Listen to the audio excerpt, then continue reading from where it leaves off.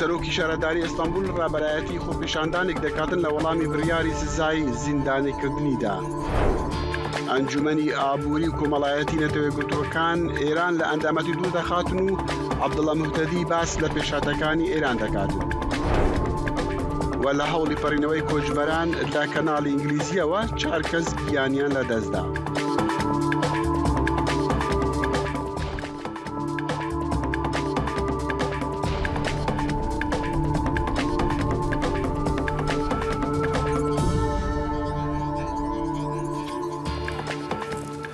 ئەم کاتتان شاد و خۆش هاتنەوە کورد کۆنەکشن لە دەنگی ئەمریکا لە واشنگتن حوتی بەیانی ڕۆژی پێنجشەمەیە. من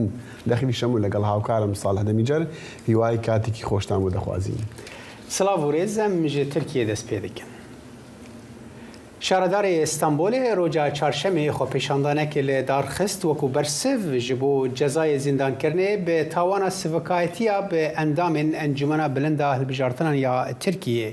Dadgehê roja çarşemê 2 sal û 7 meh cezayê zîndanê dan şaredar Ekrem İmamoğlu û qedexeya siyasî li ser wî danî ku renge bibe sedema dûrxistina wî ji posta wî. Bi hezaran kes li ber avahiya şaredariyê kom bûn û biryara li dijî şaredarê naskirî şermezar kir. İmamoğlu di nav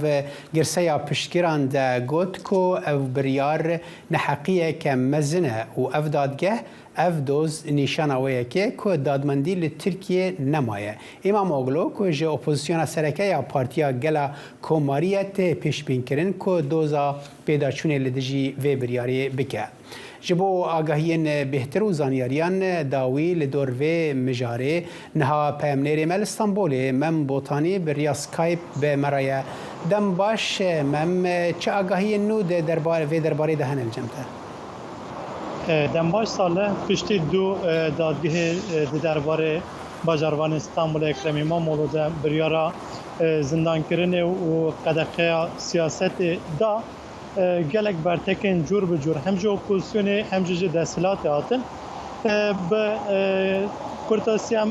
dikarin bêjin bertekên ji opozisyonê tên dibêjim ku ev biryareke siyasî ye û bi hukûkê ve negirê daye. Lê ji aliyê desthilatê ve herî dawî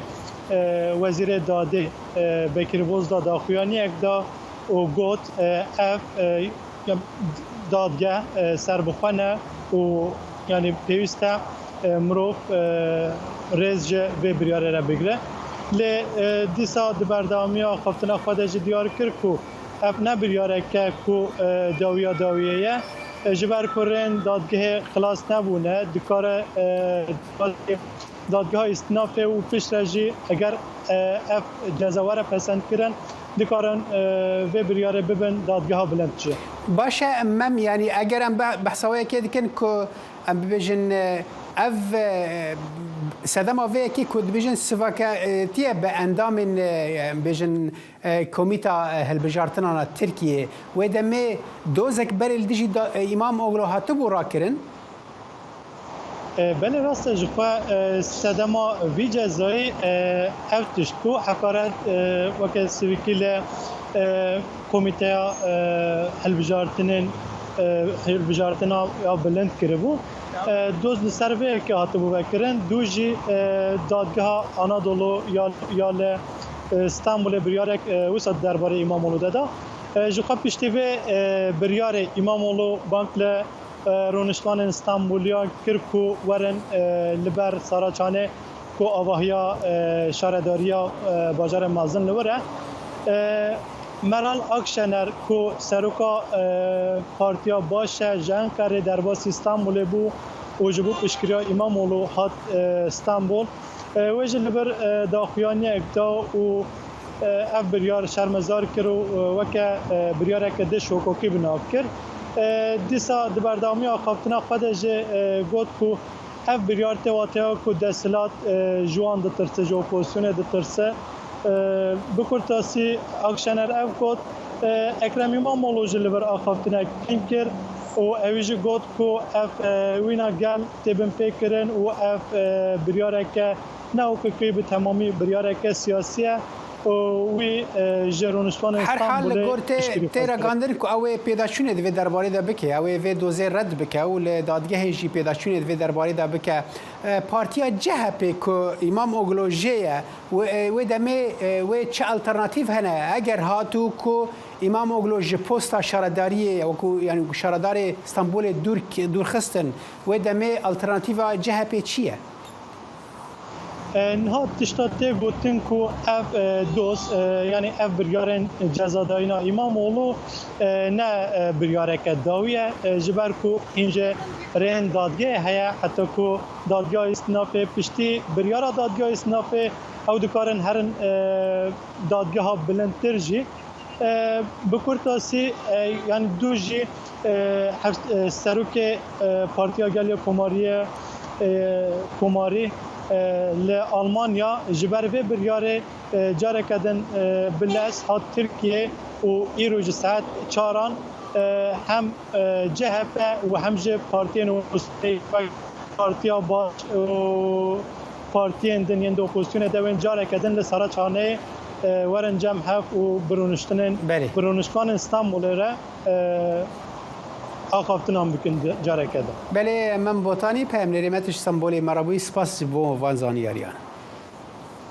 دم باش.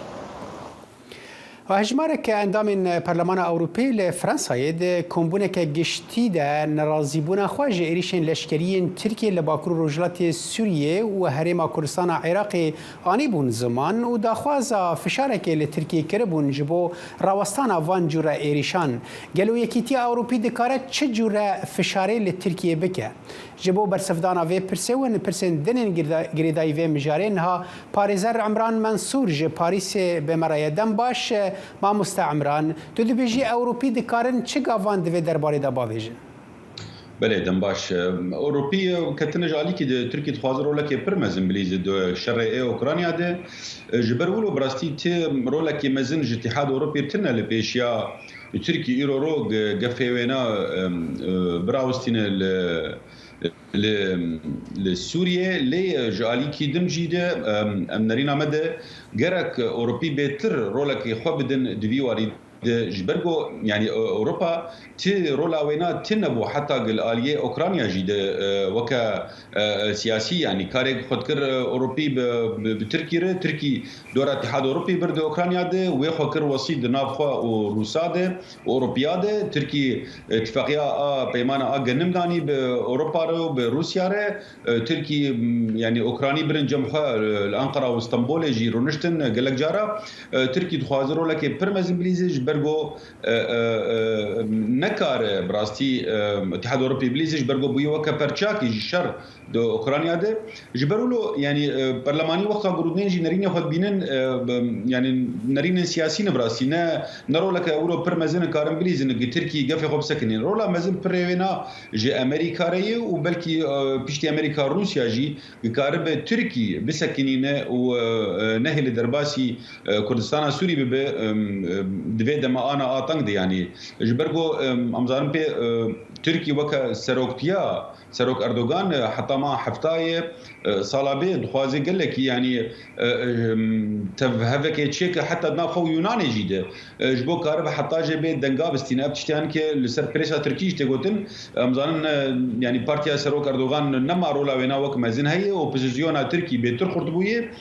تركي زانب اردوغان بولو بمينه بشرك الدربه شيبك يا اتفاقين نوشك اشتركي و نماد بسروك حتى هالبجارتين شيبه جبرولو براستي يعني تي نرينا متنق اتحاد اوروبي كار تشتكي بريسك بكل سر تركي رولا مازن بريناج تركي ريرو روج برغو او خوازي برجوانديه خو بري بجيبينه بيشتي رولا كي برمزن ديت لشرق اوكرانيا واوروبا باشا ما مستعمران انا مدزان كنت قلت يعني بترولا مازن يا كنت تركيا وتكيان شكاره تركيا وجن او روس وامريكينا ليه هلوست جاران هلوست جرينجن كو هلوست ديار ببن دفي درباري دا جي دياركو يعني هناك اندام برلماني يكيتي اوروبي اف هلوستن تند دجي تركيا ددن نهمونه يعني دفي دميدا تدبيجي او مجارا اوكرانيا بهتر سيا خدايا دفي درباري دا كو نهل حتى يكيتي اوروبي با اواكي يجرتي هلوست كتند دجي تركيا بدا دجي ايريشن تركيا تشل سوريا بنتجي لهريما كردستان عراقي بن الشرق اوكرانيا قال لك قلسي درخستن قال لك شاشي درخستن اوروبي حتى انا شركي عسكري نماد كن يعني اوروبي شركي ايكونومي كن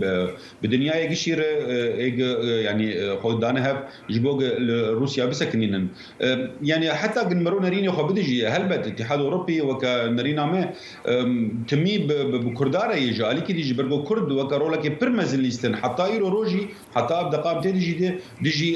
يعني تروليستا داعش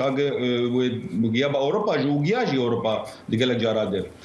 هلبت وكا نرينا مت يعني يونيون اوروبيان دخوازي قال لك بمينيجي بكرداره ودخوازيجي براستي درباس مش برغو درباس بتركي وقال لك يعني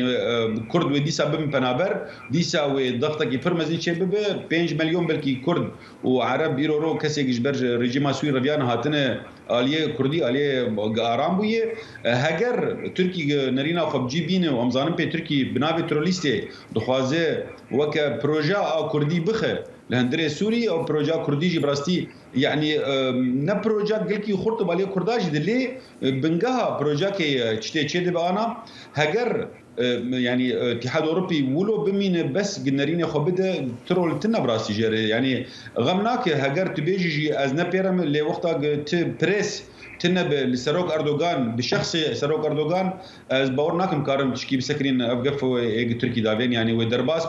بلكي مخابجي كوباني وترفعت وانا بدون تركاها ما بنرنج انا وحتى مارس يعني ازاري ويشبه جبو في الشر باشا ما مستعمران يعني يكيتيا اوروبيه شخوان اندامان د كومبونا خويا ستراسبورغ فرنسا دا بحثا في كيرن كو يعني اوروبا باواكي برفره اليكاريا تركيا كرد درباري بنابران دا درباري ورغرتنا واندا يعني برين زياده دان تركيا جبو كو بنابران ام بيجن وحوين الجمخه دفي درباري دا وام دزانن كو اوروبيان جزا لسر ايراني ولاتي وك ايراني سپاندن جبو بن بيكرنن ما في مروفان كل دري دبن ام تپسر كرنا دجي خو پیشاندانان جیاوازیت نبینا ولاتي وك ايراني وتركيا دا چي كو يكتي اوروبي نكارن نيزيكي تركيا ببيان جي بتون بلگل تركيا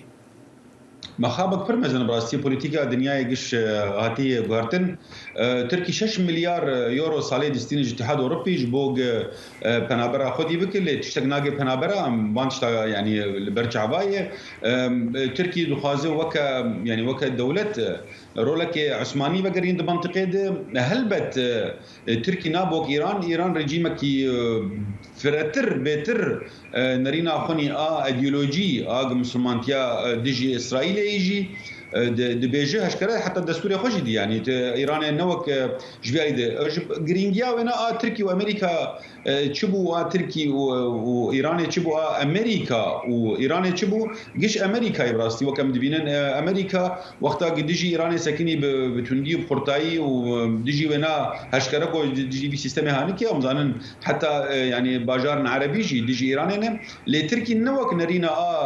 بلكي بيتر دبلوماتيك وحتى جيويجي يعني وقت تركي لسر حدود الاتحاد الاوروبي وقال لك تشتيوان يعني سينوري وان بافرن بلكي تشتيان كجي الي تركي كي قرولك برمز انجليزي ليج الي كده نكارن تركي بكن وك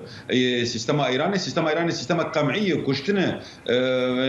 بيركت رولا وتنا دج يعني تركي بيتر ديمقراطيتي بيش خلقيت كي لجالي كي تجي ده بريسا وينا وتشتغل به جاليه كشنا دمك بچن سال درو دريجن هولا درباسمونه يكتيا اوروبي دفي درباري دكا وتمجي فيجن روبروي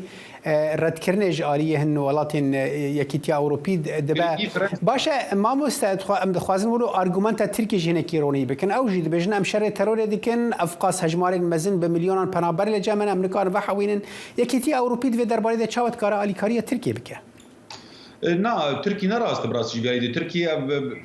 12 سال شر سوریه تروریست گیش آلج سینور ترکی در باس بونه بو ماوی کردا و هات سر ماوی کردا ترکی رو بیم شر تروریست کن امزانم په ارمانجا ترکی وک اروپی جزان گزان ارمانجا ترکی نه تروریست ارمانجا ترکی گشی شر کردا بکه جبوگ ماوی کردا نه دروجات ناویند نه سرماسه و نکه وک وارک یا سعید بهتر جاناده نا ترکی ناخوازه براستی وک ام بیژن شر تروریست بکه جبرگو ترکی ام بینم بیرا خود 2014 ترکی قاعده انجرلی گرت لبيشيا هيزن امريكي وتحالف دي قصفه داعش بك عزه وتشغد قرمونا ويدا بوقت اوباما جي خست اب تشتي ديروكي جيتشي بونا ام بيزاننجش تركي ديجي وامبو تركي نتخست حتى ناتو جي كقوه درباس بب ناخوازن تركي ببين وكا كردستان كي سوري بهيزن كردي بين افاكرين لاريا سوري دي يجبر تركي مبالغ خب دنيجي نقطه كي جرينجن بيجن يرو تركي تخواز نزيكي ريجيما بعث ببني نزيكي ريجيما اسد بب بيتر جبو خاطري ما بكردا بخنش بو خاطري نا جرينجيا ونا نا علاقتها تشيك ونا نزيكي بله ما مستا نرينا تجيش تزدعوا لي بنيت كم دمام كيم عمران منصور باريزر تج باريس بمرابي جالكس باس شبو دمات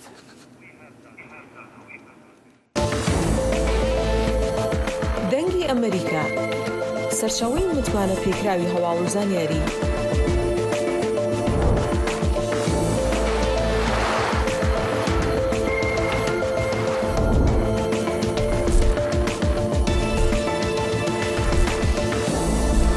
لە ماڵپەڕ و تۆڕە کۆمپانیەکانی دەنگی ئەمریکاوە ئاگاداری هەواڵ و گۆڕانکاریەکانی جیهان بە.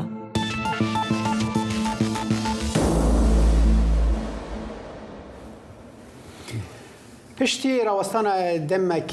به صدام ایرشین ترکیه اپراسیون هفبشین کوalisyona navnetewî bi sertiya Amerîka û hêzên Sûriya Demokratîkên dijî şaneyên razayên Daişê careke din dest pê kir. Ji bo zaniyarên bêhtir niha peyemnêrê Melqamişlo Zana Umer bi me ye dem baş zana piştî ragihandina berdewamiya van operasyonên çekdarên Daişê gelo te çalakî bûn li dijî vê grupa terorîstyan. بله دم باش صالح ji piştî ragihandina ji dû destpêkirina operasyonên dijî şaneyên Daişê û deketina dewreyên Amerîkî ji xwe îro jî dewreyeke Amerîkî bi ji bingeha Rêmêlanê derket ber bi navenda Hûrî ya got zarokên Daişê yên jêr 12 salî lê têne bicîkirin. Li nava hefteyê de sê çalakiyên hevbeş yên Hêzên Sûriya Demokratîk û koalisyona navneteweyî li devera dêra zorê pêk hatin du kesên payebilind yani lîderên terorîstan yên Daişê li navçeyên dêra zorê got berpirsên dana pereyan û meselê lojîstîk û gihandina sîlahan ji bo şaneyên Daişê bi taybet li navenda li navçeya Telhemîs û Holê û birêvebirina şaneyên Daişê di nava kampa Holê de ew hatin armanjkirin. Belê sal. باشه زانه تتبحثا کامپا هوله کر یعنی او اپراسیون بهتر لدن دو شانهین رازاین داعش در دورا کامپان یعنی د ناوا کامپان دا جی او اپراسیون جارک دست بکرنه بله خود ناوا کامپی دا اپراسیون هزن تایبتیین آسایش جد بجنهات هزن تایبتیه هسده یاته به آلیکاریا تکنیکی ج کوalisyonu بردوام د ناوا کامپی ده لی در دورا کامپی ل باجاروک هولی حتی الحمیس او ل باشوری و حتی دگهج شداد و دشیشا لسر پاریزگاه حسکه ده حتی گو دگهج دسپیکا پاریزگاه ده رازوری ده تفجرا لشکری یا هز سوریه دموکراتیک کوaliسyon لور پر اکتیو بونه جبرگو دیار لگوری رنگ چالاکیین گوته نکرین گو داعش گرانی دایه گو لدر دورا نافچیا گو کامپا هولیلی و نزیکی سینور عراق ایریشان پیک بینه آن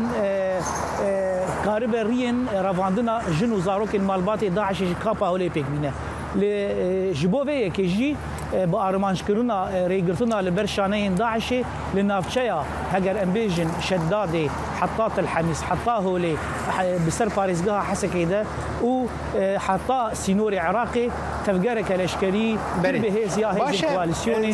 سوريا الديمقراطيك هي ببرز خفتان تدبرم يعني قالوا اف بردواميه فان اوبراسيون تي بي واتايا كو دناف خلكي دا او مترسيا كو رنگ تركيا ريشان بكا يانجي ام بيجن دعوه اوبراسيون كباجاي دكر او مترسي كيم كربل ناف خلكي يعني جخوا باكرو رجلات سوريا دا بشكيرية نافرا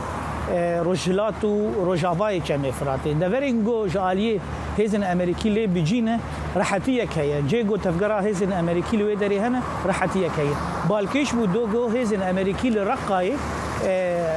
سردان كربون دوريك امريكي لورغريابو حتى الاليه رقاي دافرينغو جي 2019 ليفك الشيابون نها اشكره هيزن امريكي دوري خلوي درخستنه هيزك الورهات ديتن لغوري اغاهيان بتايبتي روانغهم سوريا ما في مروفان قد بيجب بنجها كامريكي لرقاي شيدلا لي الاليين دافرينغو عزمانه ويد جير كنترولا روسيا يديه او مترسي بردوامه وجخوات تو باراندن جباشوري تلتمري حتى عين عيسى حتى روجافاي كوباني وبرب الشهبه وترفعت ده هين بردوامه بله زانا عمر پامنری مش خامشلو سپاس جبوان آگاهیان دەنگی ئەمریکا سەرچاوەی متمانە پێکراوی هەواڵ و زانیاری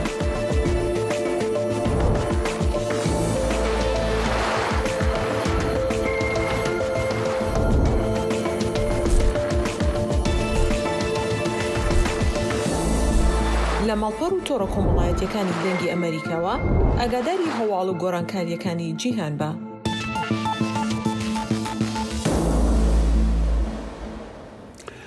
چاوەڕوانی چ دەرئەنجامێک لە خۆپێشاندانەکانی ئێران دەکرێت؟ ئایا گەلی ئێران دەتوانێت بە تەنیا و بە بێ پشتیوانی نێودەوڵەتی ئاڵوگۆڕی بنەرەتی لە وڵاتدا بکاتن؟ تێڕوانینی ئەمریکا بۆ ئەم شۆڕەشە چییە و ئەمریکا داوا چی لە ئۆپۆزیسیۆنی ئێران دەکاتن؟ هاوکارمان هێرو زەنگەنە ئەم چەند پرسیارە لە برێز عەبدوڵڵا موحدەدی سکرتێری گشتی حزبی کۆمەڵی شۆڕەشگەری زەحمەتکێشانی کوردستانی ئێران کردووە پێکەوە بینەری بەشێکی ئەم وتوێژە دەبین.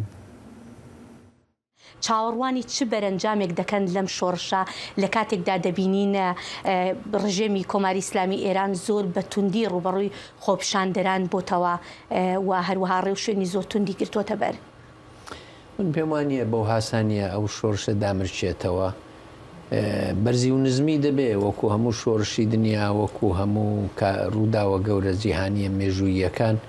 ئەمە ڕووداوێکی گەورەی جیهانیە لە کوردستان و لە سەرتاسەری ئێران بەرپا بووە. پێم وایە ڕێگۆڕیشەکەی لەوە قوڵترن ناڕەزایەتیەکان لەوە زیاترن کەلێنی دەسەڵات و خەڵک لەوە قوڵترە کە بەو هاسانیە پڕبێتەوە. من پێم وایە ئێرانی داهاتوو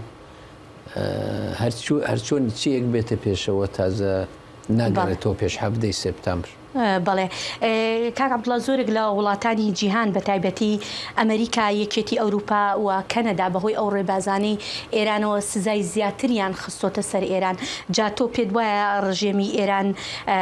با بڵین بەم سزایانە دەستبەرداری ئەو جۆرە ڕەفتارانەی بێ لەگەڵ خۆپیشاندەراندا ئەو سزانەی کە باسێکەم ئەڵبەتە ئەمە بێجگە لە سزاکانی کە بەهۆی بەرنامەی ناوکیەوە خراوەتە سەر ئێران. من پێم وایە جێگە ماوە کە ئێران بەتاق بخرێتەوە لە کۆمەڵگەی نێونەتەوەییدا زۆر کارماوە نەکراوە. بۆ نمونە ئێستا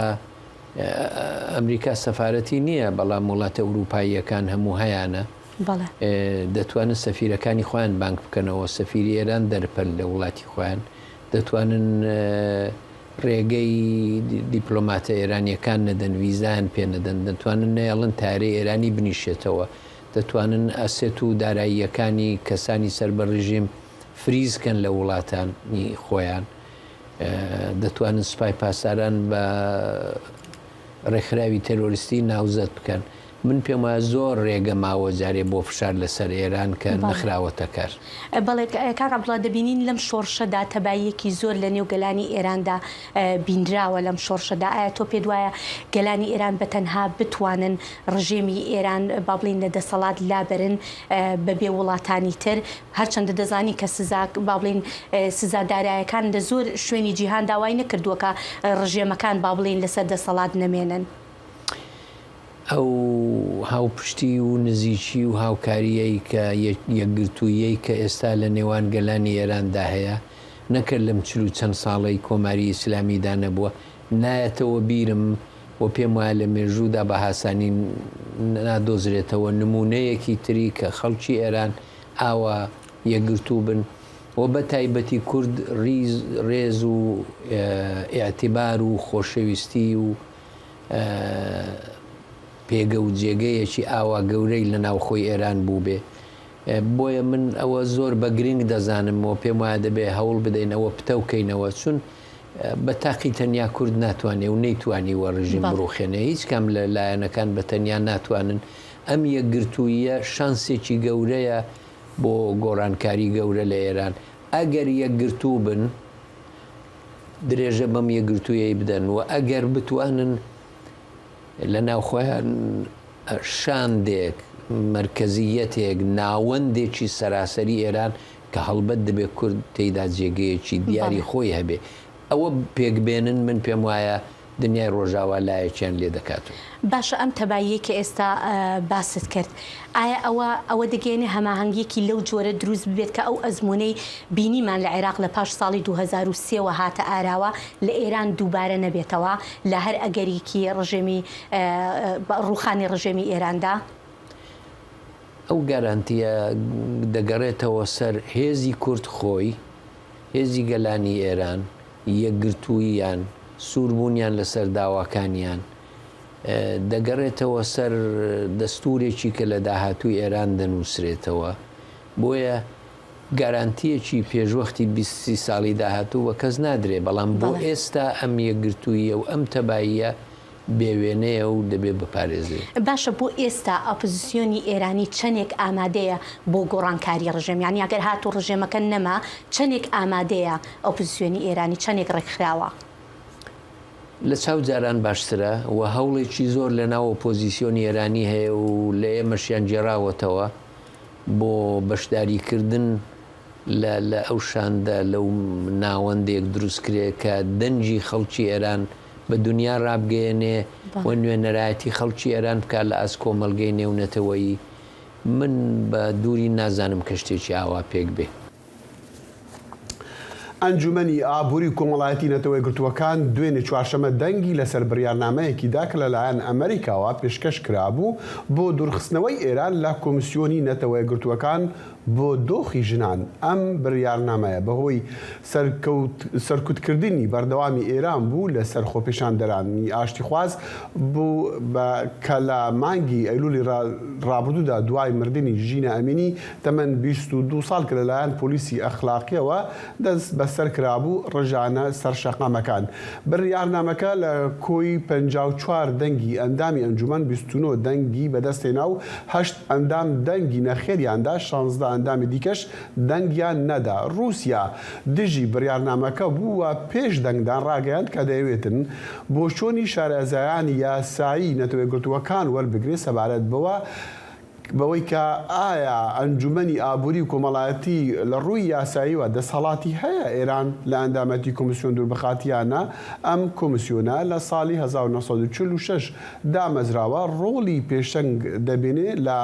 بەرەو پێشەبردننی مافەکانی ژنان و تۆمارکردنی واقعی ژیانی ژنان لە سەرانسەری جیهان و داڕشتنی ستانداردە جیهانیەکان بۆ بەهێزکردنی ژنان و گەیشتن بە یەکسانی جەندەر. ئەو بڕیارە بۆ سزادانی ئێران بوو بە هۆی پێشارکاریەکانی بەردەوامی مافەکانی مرۆڤ بوو بە گشتی و مافەکانی ژنان بە تایبەتی لەو وڵاتەدا. ئایا ئەم هەنگاوی نەتەوەی گرتووەکان چ واتایەکی هەیە بۆ شۆڕەشی ژنان لە ئێراندا؟ ژیلا مستەجر ئەندامی ڕێکخراوی هەنگاو بۆ مافەکانی مرۆڤ لە هەولێر لەگەڵماندایە بۆ تاوتوکردنی ئەم پێشاتە. ژیلاخان سوپاس بۆ کاتی جەنابەت خوێندنەوەی جەنابتان بۆ بڕیاری کۆمیسیۆنی نەتەوەی گرتووەکان چییە؟ ڕێز و سڵاو سپاس بۆ ئێوەیش لە ڕاستیە سەرتا پێم خۆشە پیرۆزبایەک بکەم لە هەموو ژنانی بە تایبەتی ناوخۆی ئێران بە هەموو نەتەوەکانەوە کە ماوەی چەندین ساڵە لەژێر زیاترین زەخت و گوشاری حکومەکانی جمهوری ئیسلامیە بوونەوە ئەم بڕیارەی ناوەندی بەقەوڵە توانین بڵین ناوەندێکە چاودێری یەکسانی ڕەگەزی ئەکا لە سەراسەری جیهاندا دەستکەوتی بەسەر لاشە ڕۆشتن بەسەر سانسۆر بەسەر ڕەنج و زەحمەت و ئازاری هەموو ژنانی ناوخۆی ئێرانە کە خۆشبەختانە ئەم دەستکەوتەی هەبوو وەکو دووهەمین دەستکەوت دوای دەستپێکی شۆڕشی ژینا دووهەمین دەستکەوتی گرنگی نێونەتەوەییە کە ئێران بتوانێت مەحکوم بکاوە زۆر جێگای بایەخی هەیە چ لە نەزەری ئابووریەوە چ لە ڕوانگەی سیاسیەوە بۆ ئێران کە دەتوانێت خەیاڵ پەردازیەکان یا هاتنە سەرەوەی ئێران لەوە زیاتر سەرکوت بکە نمونەی زۆرە ئێمە دەتوانین بڵین کە لە بواری سیاسیەوە دەبێتە هۆیەوەی کە چی دیکە وڵاتان بە تایبەت ئەمریکا بە تایبەت وڵاتانی ئەوروپا نەتوانن ئەوەندە بە ئاسانی بڵن بەڵێ لە خان ببورە بە قسەکە ببڕم بەڵام ئێران و حەفدە وڵاتی دیکەش نامەیەکیان بۆ ئەو کۆمیتەیان نووسیەوە ئاماژیان بەوە کردووە کە ئەم هەنگاوە پێشێنەیەکی نەخوازراوە دروست دەکاتن لە ڕێگەی و ڕێگری دەکاتن لە وڵاتانی دیکەی ئەندام کە کەلتور و دابوونەریتی جیاوازیان هەیە بەشداری بکەن لەو چالاکیەکانی ئەم جۆرە کۆمیسیۆنەدا. پرسیارەکە لەوەدایە ئەوەی ئێران دەکاتن و کردوویەتی لەم چەند ساڵی ڕابردوودا بە تایبەت بەرامبەر بە ژنان چەندی پەیوەندی بە دابوونەریتی جیاوازی ئێران هەیە و چەندی پەسەند دەکرێت لە لای جیهانەوە. ڕاستە دقیقاً ئەسڵان خودی ئەوەی کە ئێران لەم کۆمیسیۆنە وەرگیرا شتێکی زۆر سیر و سەمەر بوو تەنانەت کاتێکە وەرگیرا یەکێک لەو ژنانەی کە دژبەری وەرگیرانی جمهوری ئیسلامی بوو لەم کۆمیسیۆنە باسی کرد کە ساڵی پاروتی وەکو ئەوە وایە کە کەسێک ڕۆژانە بچێک لە ناو شار ئاگر بکاتەوە و ئێمە بین ئەو کەسە وەکو سەرۆکی ئاتەشنشانی یا سەرۆکی بەرگری شارستانی قبول بکەین ئەمە قبول نەکرا بوو لە جیهان و لە ناو ژنانی ئێرانیشە کە چۆنە ئێران خۆی دەستێکی زۆر باڵای هەیە لە سەرکوتی ژنان لە کوشتن لە بڕن لە بواری حجابی زۆرە ملێ لە پەرەپێدان بە قەتڵهای ناموسی لە ناونەتەوەکانی ئێران چۆنە ئەو خۆی لە کۆمیسیۆنێک کە بۆ بەرگری لە یەکسانی ڕەگەزی یەکسانی جەندەری دروست کراوە ببێتە ئەندام و ئێمە دەزانین کە جمهوری ئیسلامی شێوازەکانی سەرکوت چ لەلایەن خۆی و چ لەلایەن فکریەتی پیا و سالار لە بەسەر ژنان دەکرا وەکو فەرهەنگ پێناسەی دەکرد بۆ جیهان بۆ نمونە حجابی وەکو فەرهەنگی نەتەوەکانی ئێران پێناسە دەکردوە دەیوت ئێمە حجاب وەکو ئازادیەکی ڕادەربڕین دەبینین لە ئێران و حتا قەتڵی ناموسی کە لە بڕێک لە ناوچەکانی ئێران وەکو کوردستان وەکو بەلوچستان وەکو ناوەندەکانی ئێران پەرەی دەساند وەکو شتێکی فەرهەنگی نەتەوەکان چاو لێ دەکردوە پێناسە دەکرد و هیچ هەنگاوێکی بۆ هەڵگرتنی ئەمانە ڕانەدەگرت بۆیە ئێستا دەنگی ژنانی ئێران دەبیسرێ کە ئەمە سەرکوت بووە ئەمە سەرکوتێکی سیستەماتیک بووە کە جمهوری ئیسلامی دەیسەپاند بەسەر نەتەوەکانەوە هیچ پەیوەندی بە فەرهەنگەوە نەبووکە. ژیلا خانم حەزەکەم پرسیاری ئەوە لێ بکەم پێشەتەکان نوێ لەبارەی ئەو شەڕشی ژنان بە تایبەت لە شارە کوردەکان چییە بەڵام پێش ئەوە حەزم دەکرد باسی ئەو بکەم کە بڕیارنامەکە خۆمان دەزانین جمان لێ بوو لە کۆی 54 دەنگی ئەندامی ئەنجومەن تەنها 29 دەنگ بەدەستی هێنا 8 ئەندام دەنگی نەخێریاندا 16 دەنگیان نەدا. ئەمە نیشانەیەکە کە هێشتا ئێران دۆستی هەیە لە نێو کۆمەلگای نێونەتەوەی بەڵێ دقیقا نیشانەوە ئەدا کە ئێران وڵات جمهوری ئیسلامی ئێران لە ڕێگەی دەست و پەیوەندیەکانە حتا ئەوەی کە پێشتر کە وەرگیراوە نیشانەوەی کە ئێران چەندە دۆستی هەبووە لە بواری نێونەتەوەیە و چەندە ڕۆڵی هەبووە لە لۆبیگەری بە نەفعی خۆی ئێستا بەڵام ئیتر شێوازەکە گۆڕاوە جمهوری ئیسلامی چی دیکە ناتوانێت بە پاڵپشتی ئەو وڵاتانەی کە سیاستێکی ئابووری یا سیاستێکی ئەرزیان هەبوو لەگەڵ ئێران و پاڵپشتی یەکیان دەکرد ئەوانەیش ناتوانن پاڵپشتی جمهوری ئیسلامی بن. ئەو هێزە ئینسانیە کە جمهوری ئیسلامی نردیەوە دەرەوە وەکو لۆبیگەری بە نەفعی سیاستە چەوتەکانی خۆی بەکاری دەهێنا ئیتر ناتوانن پێش بە بیستنی دەنگی گەلانی ئێران بگرن، دەنگی قشرە جیاوازەکانی ئێران بگرن، ئیتر دەنگی ناڕەزایەتیەکان بەرزترە و جامعەی جیهانی پاڵپشتی خەڵکی ناوخۆی ئێران دەکات. تۆ بڵێ قەت حکوومەتی ئێران ئێستا بە گرنگی بزانێ بڕیاری کۆمیسیۆنێکی وا لە نەتۆی گرتوەکان گرنگی پێ بداتن؟ دەزانن هەمیشە جمهوری ئیسلامی ڕوویەکی میدیایی هەیە. ئێستا لە دوێنێشەوە ئێمە دەبینین ئەو کەسانێکە بە تایبەت بە ناوبانگ لە تۆڕە کۆمەڵایەتیەکان یا دەست و پەیوەندیەکانی ئێران یا وتەبێژی وەزارەتی دەرەوەی ئێران هەڵوێستیان گرتووە لەسەر ئەمەوە بە شتێکی گرنگی نازانن و بەردەوام دەڵێن ئۆکەی ئێمە هاتینەتە دەرەوە لەم کۆمیسیۆنە ئەو وڵاتەی کە ئەویش دژی ژنان کار دەکات بۆ نمونە ناوی ئەمریکا دێنن لەم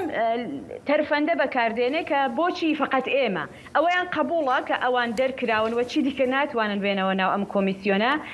بەڵام هیچ هەنگاوێک بۆ ئەوە هەڵناگرن کە وەزعیەتی ژنان، وەزعیەتی مافی مرۆڤ، وەزعیەتی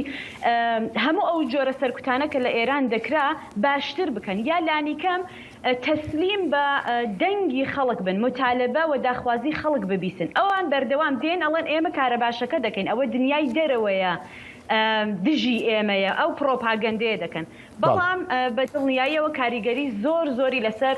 هەڵوێستی دەرەوە دەبێت لە بەرامبەر ئێران و زیاتر لەمەکە هەیە ئێران تاکوتەرا دەکەوێتەوە. باشە ژێڵەخان حەزم دەکرد پێشاتەکانی ئەم چەند ڕۆژە شۆڕەشی ژنان لە ئێران بۆمان باسکێکی هەیە چی نییە؟ لە ڕاستیە من ئاخرین ئامارێکە لە دەست بە سەرکرانی بە تایبەت کە باسەکەمان لەسەر ژنانە لەسەر ژنان لە بەردەسمانە تا ئێستا ئێمە لە شارەکانی کوردستان بەداخەوە لە سەرەتای شۆڕشی ژینا کە دەستی پێکردووە زیاتر لە 195 ناوی ژنمان هەیە کە دەست بەسەر کراوە و لەژێر خراپترین ئەشکەنجەکە و دوورکەوتنەوە هەن. لە ڕاستی ئەمە بەردەوام وشەی ڕفێندن بەکاردێنین لەبەرەوەی کە ئەم کەسانە کە دەگیرێن بەبێ هیچ بەڵگەیەکی یاسایی دەگیرێن، شەوانە ڕۆژانە هەڵدەکوتێترێت سەر ماڵ و شوێنی ژیان و شوێنی کاریان و دەڕفێنرێن بۆ شوێنهایە کە بنەماڵەکانیان تا لەوانەیە مانگها ئەگەیان لێ نەبێت کە ئەم خێزانیان، خوشکیان، ژنیان، مناڵیان، کچیان لەکوێیەوە هیچ ئاگاداری ئەوە نین و بەشێکی زۆریان بە تۆمەتی محاربە تا ئێستا چەندین جار دادگایی کراون و حکمی قورسیان لێدراوە. ئێمە خانمی یوسفزادەمان هەیە لە تاران دەستی کراوە 15 ساڵ زیندانی بەسەرا سەپاوە، کچێکی دیکەمان هەیە 15 ساڵە لە شاری ئیلام بە ناوی سۆنیا کە ئەمڕۆ خۆشبەختانە ئازاد بوو، تۆمەتی محاربەی لێدراوە و ژنانی دیکە هەن کە ئەوەندە ئەشکەنجە کراون. بۆ نمونە خانمی زیبا ئومیدفەر لە شاری دێهگۆلان گیراوە لە شاری قوروە ببورن، ئەوەندە ئەشکەنجە کراوە کە گوازراونەتەوە بۆ نەخۆشخانەکان. بەڵێ ژیلاخان خۆ پێش چەند ڕۆژێک دەستگاکانی ئێران ینی دەستگای کڕاگەاندنی ئێران دەیگوت کە تا ئێستا 400 کەس لە خۆپیشاندەران زیندانی کراون یان حکم دراون بە زیندانیکردن بۆ ماوەی 10 ساڵ و زیاتر. یعنی ئەم ژمارەیە ئەگەر ئێرانیەکان خۆیان ئەم ژمارە بڵێن ئەی ژماری ڕاستی چەند دەبێ؟ لە ڕاستیە دەزانن چۆنە خۆ جمهوری ئیسلامی تا ئێستا کە ماوە لەسەر پرۆپاگەندە ماوە، پرۆپاگەندەی میدیایی. ئێمە ئەو هەموو خەڵک لە شارەکانی کوردستان دەست بەسەر کراوە. ئامارمان هەیە کە زیاتر لە 6,000 کەس لە ماوەی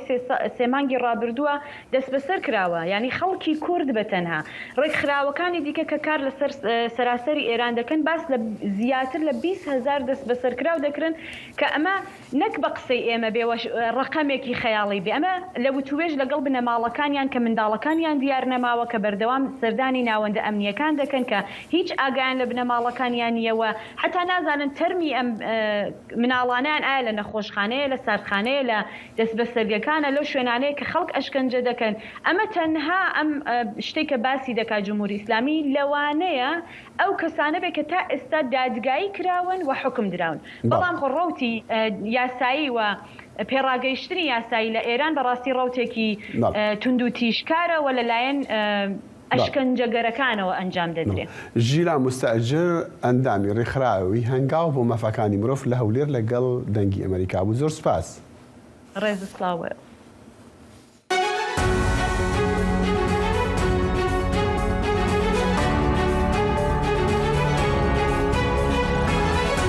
واشنطن بەرنامەیەکی هەفتانەیە لە بەشی کوردی دەنگی ئەمریکاوە ئامادە و پێشکەش دەکرێت. من بەڵێن ساڵح هەموو ڕۆژانێکی هەینی لەگەڵ پسپۆراندا تاوتوێی گەرموگورترین بابەتی ڕۆژ دەکەین لە پەیوەندی بە سیاسەتی دەرەوەی ئەمریکاوە. لەگەڵمان بن.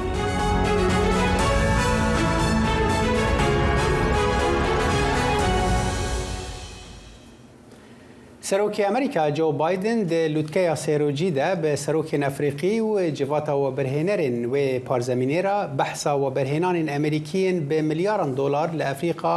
دەکەرتێن گشتی و تایبەتە کرد. سەرۆک بایدن دەبێژە ئەو دە دەربارەی سەرکەفتنا ئەفریقایدا ڕژدا و پلانێکی ڕژد هەیە کۆ پارزەمینێ لەسەر بنگەهەکە چێتر ڕاوەستینە. ڕۆژە دوێمینە جڤینێ باڵکشان سەر یەک تشتێک کۆ ئەمریکیان هەیە و هەر وڵاتێکی ئەفریقی پێویستی پێ هەیە ئەو ژی پەرەنە. بەرپرسێن ئەمریکی ڕاگەهاند کۆ ئەو دێ 3 ساڵên پێشتەس 55 میلیارد دۆلار بدن. جڤینا داوی ئەنجی بۆریا کۆ بە دەهان سەرکردەین ئەفریقی ئانی بوون واشنگتنێ 8 ساڵان بەرێ بوو. لێ بەرپرسێن ڕێڤەبەریە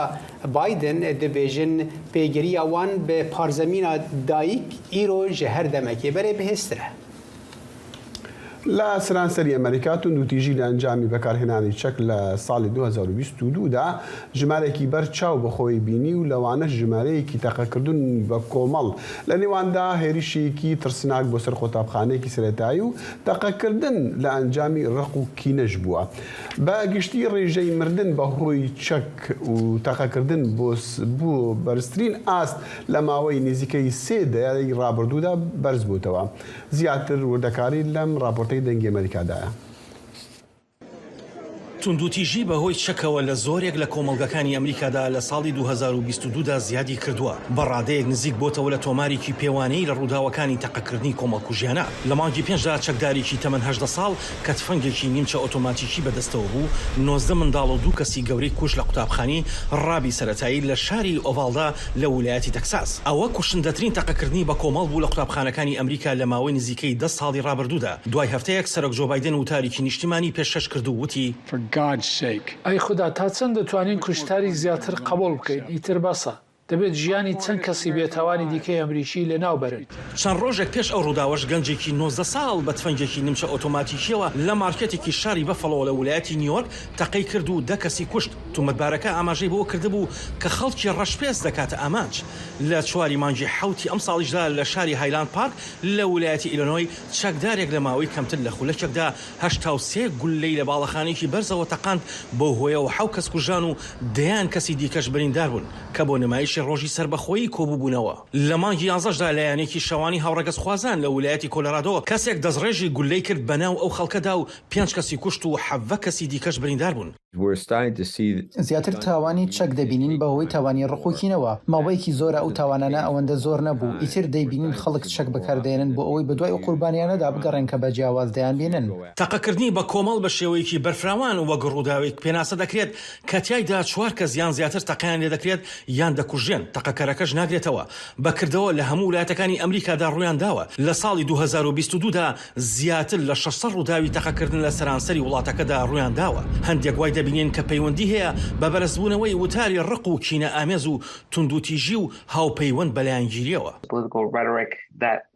ئەو وتارە سیاسیانەی کە لە چەند ساڵی ڕابردوودا بینیمانە بەدڵنیایەوە بەشداری لەوەدا کردووە و پێم وایە بەرزبوونەوەی ئەو تاوانانە لەگەڵ بەرزبوونەوەیکی گروپەکانی ڕق و کینەدا هاوتەری بن. لە کاتێکدا کردەوەی تەقەکردنی بە کۆمەڵ بوونەتە سەردێڕی ناونیشانی ڕۆژنامە نیشتیمانیەکان بەڵام ڕێژەیەکی کەم لە کۆی زیاتر لە 40,000 هۆکاری مردنی خەڵکی ئەمریکا بە چەک پێک دەهێنن کە لە ساڵی 2022دا تۆمارکراون. نیوان بەهۆی خۆکشتنەوە بووە. لە مانگی 6دا کۆنگرێز یەکەم یاسای نیشتیمانی بۆ چەک لە ماوەی 10 ساڵدا پەسەند کرد. یاساکە هەوڵ دەدات چەک لەو کەسانە قەدەغە بکات کە بە هەڕەشە بۆ سەلامەتی گشتی دادەنرێن و پشکنینی پێشینەی کڕینی چەک تا ڕادەیەک سەخت دەکات. لە نێو ئەو مشتومەڕەدا ئەمریکا بەهۆی بەرزترین ڕێژەی گیانەدەستدان بەهۆی چەکەوە هێشتا لە ڕیزبەندی پێشەوەی وڵاتانی پێشکەوتووی پیشەسازیدایە لەو بارەیەوە.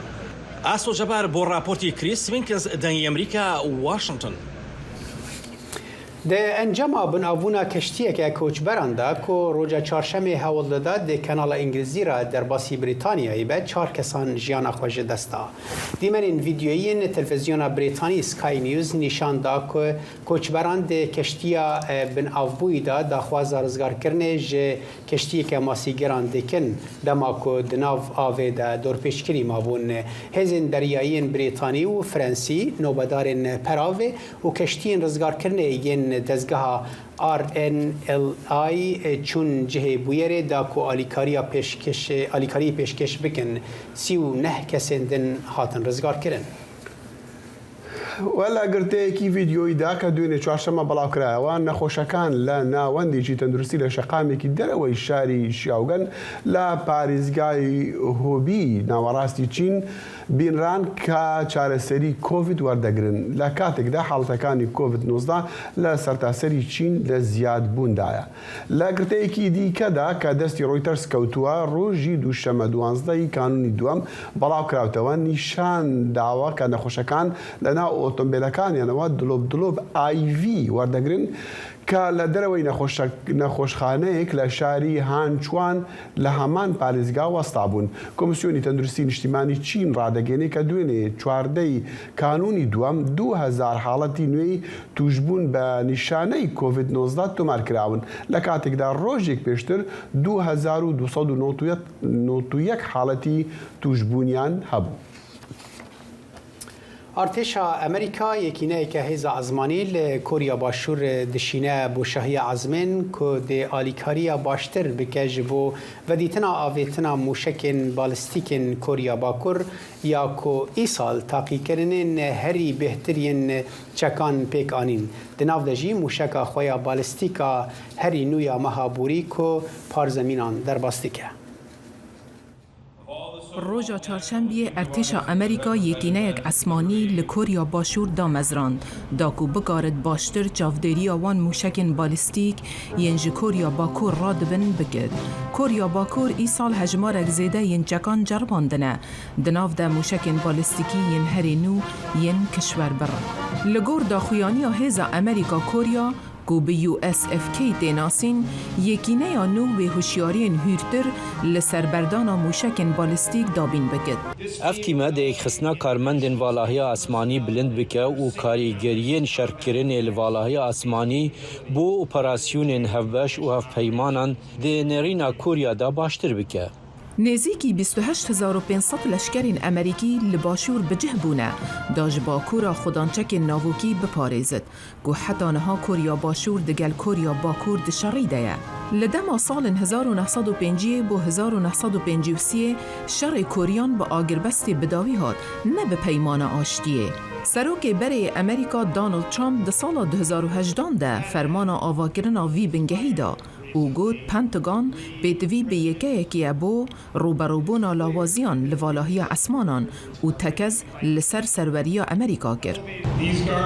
افنو بداره وی ارکیج هر کسی ده هیز اسمانی امریکی دا باشتر دزانه و آمادن پسپوریا خوا بناف هیزن امریکا و ین کوریا و فرمانداریا نتوین یک بویی بکار بینه. اف یکینه یا نو لکوریا باشور یک چندین یکینه این هزا اسمانیه گول دروی آخا امریکا کار دگه. مهابوری هزن لشکری امریکا پیک هاته یک هزا اسمانی یا بنگه ها اندو پسیفیک لهوایی پیک آنی. لدست پیک آوه مهیده هزا اسمانی کوریا باشور یکی یک یاخوا خستکار لده ما حول ددد هفریزی فرماندهی دگل امریکا ده خورد بگد. ارتشا امریکا جبر والاهی اسمانی بلستر پیوندی کی باشتر زانیارین زیدتر و هوربینتر و یاسایی تره. به بریارا انجمن آسایش نتوین یگرتی ریل پیونگیونگ هاتیه گرتن بو جرباندن موشکن بالستیکی او ادعا دکت جرباندن موشکن وی برسوک روایه بو هلوستا واشنطن بو بهسگرنا پارستنا او جبو هوالبندن سئول و توکیو پیشکش دگه. هیلین سندی دنگی امریکا دوێنێ چوارشەممە بوو مەلەرزەیەکی 6.2 لە کەناراوەکانی ڕۆژهەڵاتی تایواندا و ئەو دوورگانەی هەژاند بەڵام هیچ زیانێکی گەورەی لێ نەکەوتەوە.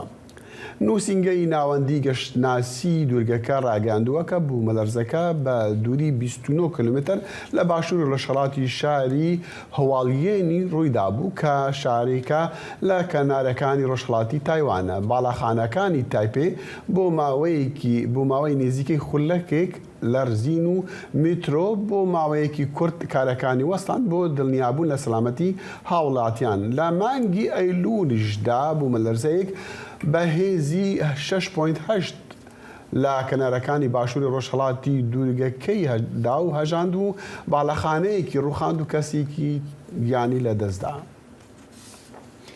باگەرێکێ ڕۆژا چارشەمێ نێزیکی پارکێکێ لە ویلایەتە لویزیانا خست وەکو بەشێک ji سیستەما بەهۆزانە مەزنا زivistaniya ku wêraniyê bi xweratînin Amerîkayê. Vîdyoyeke ku li ser Facebookê hate belavkirin nîşan dide ku bager di nav barana dijwar de li bajarê New Iberia xist polîs roja çarşemê got herî kêm kesek birîndar bû û gelek kesên din ji nav bermayan hatin derxistin piştî ku bager li bajêrê ket bageran di nav divan du rojên dawî de li seranserî navenda Amerîkayê dane û bûne sedema girtina rê û dibistana. تا بەرنمەیەکی تری کورت نەکشن هیوای خۆشیتان بدەخوازین و خوداحافیز. ببینین نافخێر و خۆشیێ ده.